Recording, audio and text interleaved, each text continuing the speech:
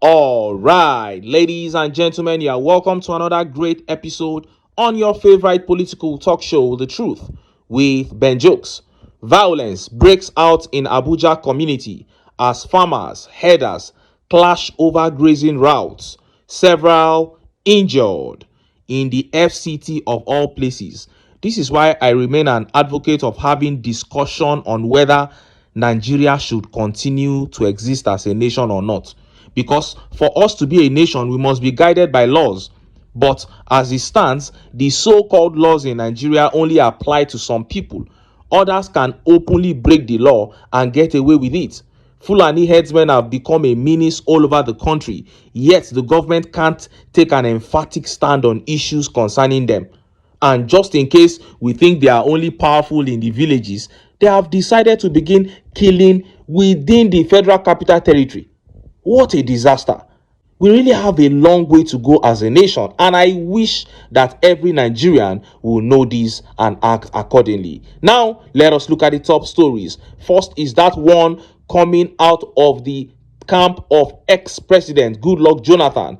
At this point, a Jonathan comeback can no longer be ruled out. And next is that devastating update coming from northwest Nigeria. Tinubu, Ribadu, and the Nigerian army totally disgraced in the northwest as security totally collapses. The state governor no longer in charge. For the first time since insurgency began in Nigeria, clear proofs of terrorists forming parallel governments are now being seen in northwest Nigeria. Before I show you details of these top stories and how Nigerians reacted, let me quickly show you this video. In this video, the interviewee made it clear that with the permission of the Tinubu-led federal government, they have already started releasing GMOs into the Nigerian market. Watch this video. The GM technology, which produces improved varieties of crops, not only in the maize that you alluded to, but many other crops can utilize this technology to improve the productivity of our crops and thereby closing the gaps of our national demand deficit. It is a modern scientific technology. It is based on science and several years of trial that has been adopted in expanding the capacity of our indigenous crops to be raised, to fight hunger, poverty, and a shortage of food, lower down cost of food, and other things. And the government is following the right direction in terms of assuring members of the public that it is safe. And this safety is not on emotional basis, it is on science-based facts that of the around 30 years of the use of genetically modified crops and their products the world over, including Nigeria, we just released genetically modified cowpeas, maize, and cotton in this country. But that I want to assure Nigerians, I am a plant breeder. I have developed, for example, more than 14 different varieties of beans which are being consumed by Nigerians, including the recent, second to the recent one, which is genetically modified. And based on the real safety, we do that which the government directed us to reduce the scourges of agricultural production in this country. And on that basis, we leverage on very safe scientific techniques to ensure that we fulfill the government's desire to provide safe food. You saw that. Now, clearly, with the support of the Tinubu-led government, these people have been able to begin introducing GMOs into the Nigerian market. He said it there. He said they recently introduced genetically modified cowpeas, maize, and cotton into Nigerian markets. And this is a crime against humanity because those products were not or are not even labeled.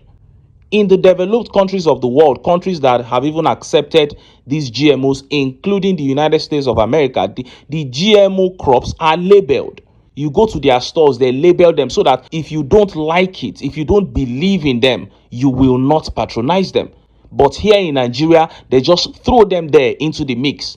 This man is on Bill Gates' payroll. He has been exposed to be on Bill Gates' payroll on X. And we know the influence that the West wields on the Tinubu administration. That is why they are doing all this. At this point, I don't think there's anything Nigerians can do about these GMOs because people are not even flooding the streets to protest. The only thing we can help ourselves to do is to change this government, because we cannot have a man like Peter Obi on seat and he will allow this kind of thing. No, he will go to the farms.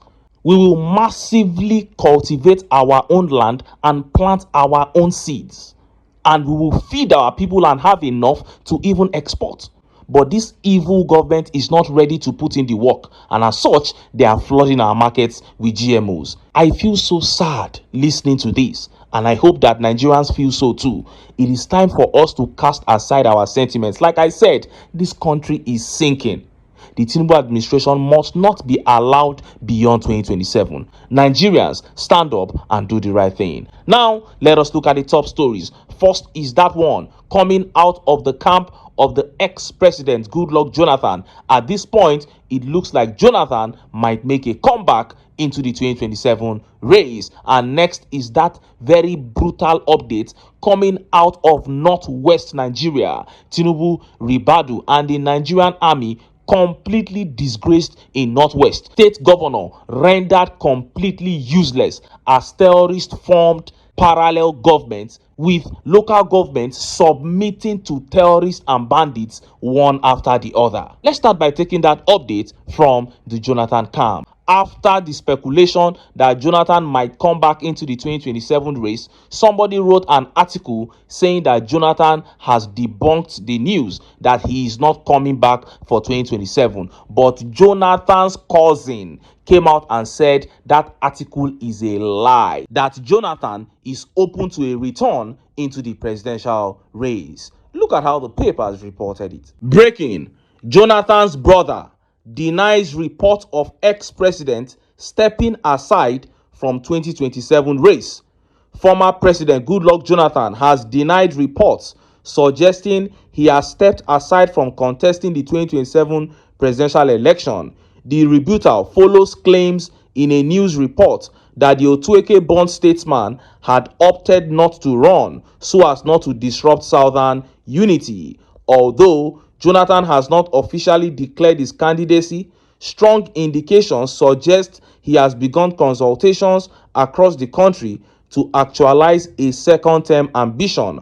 On Friday afternoon, his cousin, Azibaola Robert, dismissed the report in a post on his verified Facebook page, stressing that Jonathan never said he would not contest in 2027. Azibaola was responding to a Newsweek Nigeria publication titled "Jonathan Rejects Pressure to Contest in 2027, Says He Won't Be Used Against Southern Unity." He described the story as fake and urged Nigerians to disregard it. He further clarified that the purported aid of Jonathan cited as a source in the story does not exist. According to Azibaola, while Jonathan has not yet announced his decision to run, he has equally not ruled himself out of the race. You heard that? Well, this is basically Jonathan telling Nigerians that he is very open to a return, because that post was made on his official handle on Facebook.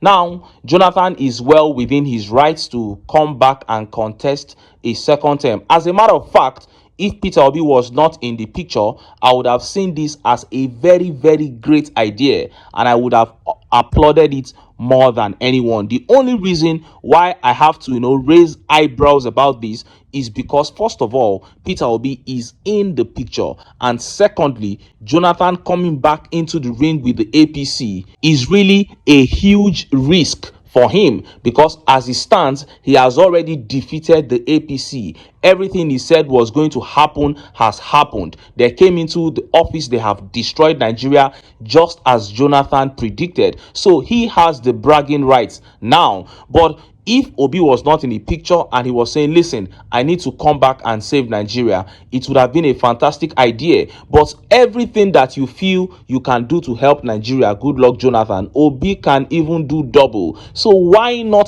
throw your weight behind him and ask Nigerians to support him? This is what I feel you should do. And this is exactly what many Nigerians have advised Jonathan to do. But the final decision lies with him. So we'll keep our fingers crossed and see how events unfold. And just as Nigerians were yet reacting to that terrible update from Katsina, northwest Nigeria, began making the rounds. Terrorists have dared Tinubu, dared Ribadu, dared the Nigerian army 48 hours after they claimed that they have nullified a lot of bandits in northwest Nigeria. Another local government has submitted to bandits in Katsina, making it 5 local governments under the control of terrorists. Look at how the papers reported it. Another Katsina local government signs peace deal with bandits. Community leaders and bandits in Kofi local government area of Katsina state on Thursday signed a peace agreement marking a significant step towards ending years of violence, kidnapping, and cattle rustling in the region. The agreement brokered by the Markandi Katsina and district head of Kofi, Alhaji Mansur Ahmadu Kofi, and the local government chairman Babangida Abdullahi Kofi took place at Wuma Forest, a hotspot for insecurity. Key leaders of the bandits, including Alhaji Usman Kachala, Ruga Sani, Yahaya Sani, and Alhaji Shuaibu, pledged to cease hostilities, release captives, and allow farmers to return to their lands without fear. This agreement makes Kofi the 5th local government area in Katsina to reach a peace deal with bandits, following Jibia, Batsari, Safana, and Dan Musa. Now, this is coming just about 5 days after these bandits attacked a mosque in Katsina, burnt it down, roasted 20 people to death, and then killed over 50 people. The death toll people stopped counting at around 52. And few days later, this local government came and submitted to them, surrendered to them in the name of peace deal. Now, when that incident took place in Katsina state, Ribadu came out, the army came out and said, no, we will deal with them, we will bring them to book, we will do this and that. Then after 48 hours, they came up with a lie that through airstrike and all manner of things, they have destroyed the bandits ring, some major bandits ring in Katsina state. That was the lie they sold to the public. And today, another local government has surrendered to bandits. What a shame on Tinubu. And look at how Nigerians reacted. Let's take some of the tweet reactions. This tweet here says, Nigeria now running a parallel government, one designated as terrorist by a certain foreign country, while the other one is locally designated. Welcome to Nigeria. And this tweet here by Araba says, how many local governments do the bandits control in Katsina? Well, as it stands now, they are controlling 5. 5 have surrendered to them, but many others are under serious attack. So there will be more surrenders to come. And this tweet here by Seidu says, the state and federal government cannot protect them. They have to take bold steps in making proper negotiation with their killers. In the cities too, we are going to make the same. We are experiencing a failed administration from top to bottom. APC is a killer administration. That is it. And that is what we have been telling Nigerians. Nothing good is ever going to come out of any APC government, both at the state and federal level. And Akonji Adeyemi here says, Nigerian headquarters, Nigerian police, Nigerian defense, and Nigerian DSS are only good at tracking unarmed civilians, harassing civilians, and bullying them with the weapons our Commonwealth was used to purchase to protect us. If these things were opposing voices, they would have tracked. Damn, Akonji is really making a big point here. He said, if these killers were being sponsored by the opposition, government would have tracked them. The reason why the killings still linger, the reason why they are still everywhere is because they are government sponsored. And that is the truth. And this tweet by Mustafa says, when the government fails to protect its citizens and the people lack the strength to defend themselves against heavily armed bandits, peace talks become the only option, whether favorable or not. It is unfortunate, but the blame lies with the government that failed in its duty. That is the whole truth. The people are handicapped. There's nothing they can do. We have spoken about self-defense, yes. But the kind of weapons that these people are bringing in, it is good to defend yourself, but I don't know how long that can last. These people are heavily sponsored. Even the military does not have the kind of weapons that they have. That is why we have heard hunters die anyhow. In the last 3 months, they have just been killing hunters. We know the hunters are killing them too, but the casualty is getting unbearable. And that is why these Katsina local government areas are just submitting. They asked the governor. The governor said, we are not aware of the peace deals. Okay, why not go there and get them? If you are not aware, it means it's illegal. Then go and catch them now. The man has fled his duties. He has no control over anything in Katsina State as we speak. This is the APC. They have come to steal, to kill, and to destroy. If Nigerians want to have their country back, they must come together, cast their sentiments aside, and get the APC out of power. But until then, make I still enter town, make I go get some ogbonge political news wey una go like. Why? Because of una. Na I dey here. So, don't go away. Don't go away.